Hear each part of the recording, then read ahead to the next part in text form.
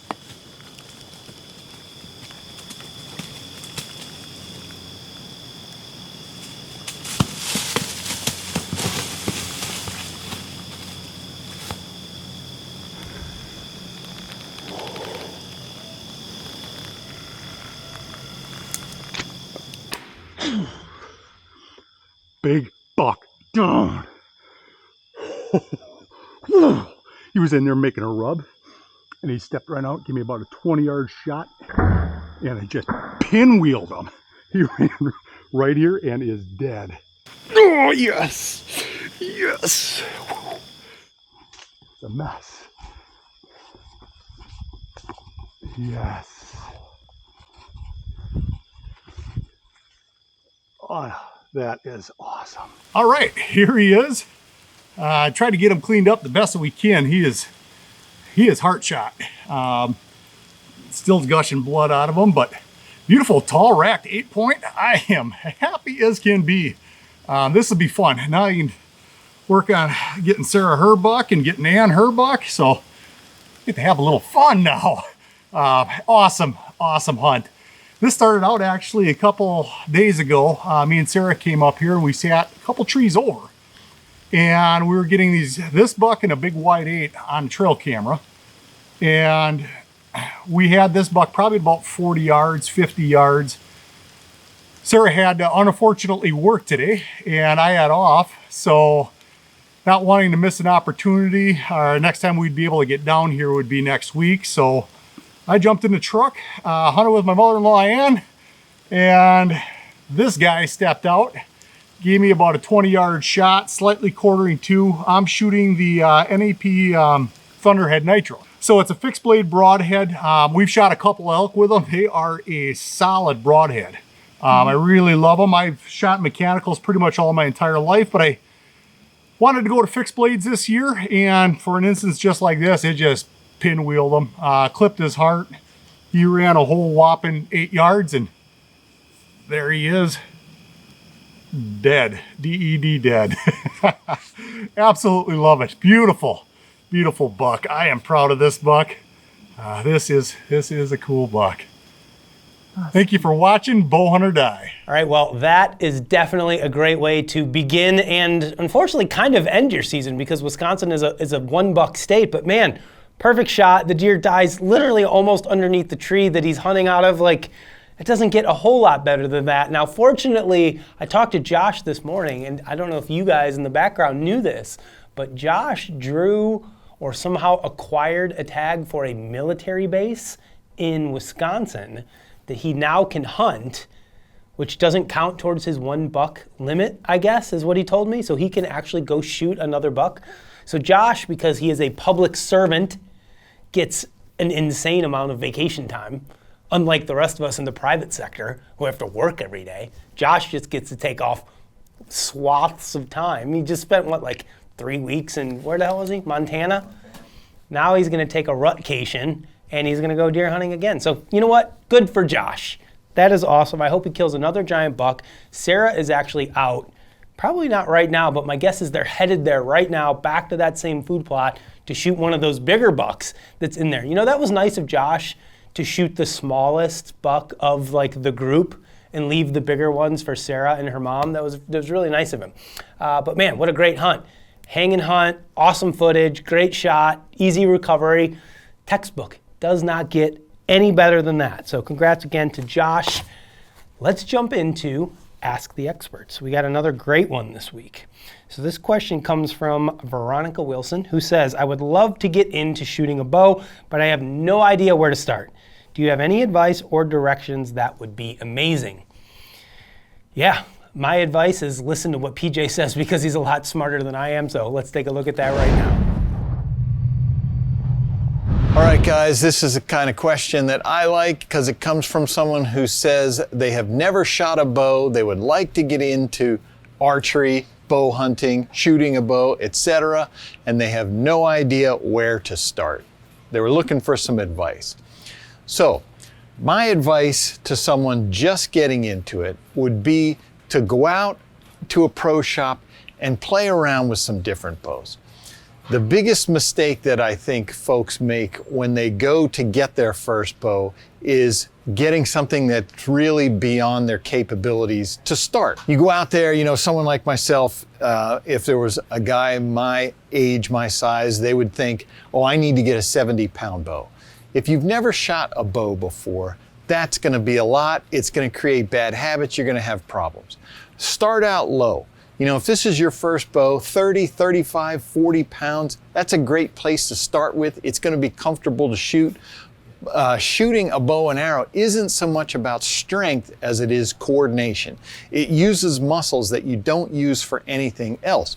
I'll have big, strong guys come in here to the shop who have never pulled a bow back before and can't pull back my 70-pound bow.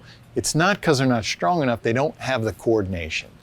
So I would say go to a shop, you know, whether it's a recurve bow, compound bow, whatever, a long bow, whatever you want to start out with something light, not a lot of poundage. That's going to make shooting fun for you. You're going to want to do it more. It's not going to hurt. You're going to be able to develop accuracy. You know, if you're overbowed, you're not going to be very accurate. So that would be where I would start, you know, go into that pro shop and trying out different bows. You know, how do you know if you like recurve or compound until you try them both? Do some testing, see what feels comfortable for you, go from there. There's nothing that says you can't change somewhere down the road, but that's where I would start. All right, as always, thank you to PJ and the folks over at Lancaster Archery. As PJ said, your local archery pro shop, find a good one that's got some knowledgeable people over there, and it will do you a world of good. I certainly wish I would have done that as a young archer. It probably would have helped me avoid a lot of the bad habits that I picked up over the years through people teaching me how to shoot a bow that really didn't know how to shoot a bow themselves. So hopefully Veronica can get hooked up and ready to go because bow season is here. Next up, guys, I know everybody's waiting. Who was the winner? Ha ha ha, we're saving that for last. I'm sorry. Next up, we're going to do trophy photos. We got some more good ones for this week, so let's take a look at them. Andrew Larson in Minnesota. Barry Winsek, Pennsylvania. Jake Berger in Wisconsin. Jess DeWint, also in Minnesota. Jordan Robinson in North Carolina. And one last Wisconsin buck from Matthew Knight. All right, this is the hard part. There's some good ones this week. So I'm gonna go with the Todd method where I disqualify people. And I'm sorry, these are all good photos, but somebody's gotta lose.